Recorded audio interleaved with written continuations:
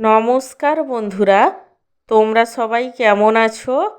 আশা করি সবাই ভালো আছো।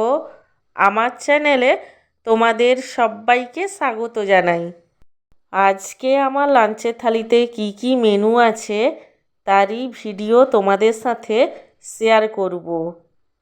আজকে আমার লাঞ্চের থালিতে আছে গরম গরম সাদা ভাত, তার সঙ্গে আছে এক টুকরো গন্ধরাজ লেবু, আর আছে কয়েক টুকরো শসা, ঢ্যাঁড়স সেদ্ধ মাখা।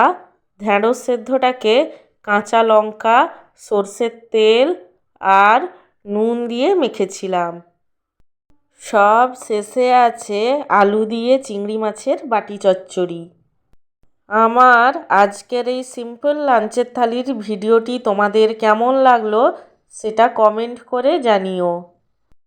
আর ভিডিওটিতে লাইক দিতে এবং চ্যানেলটিকে সাবস্ক্রাইব করতে একদমই ভুলো না।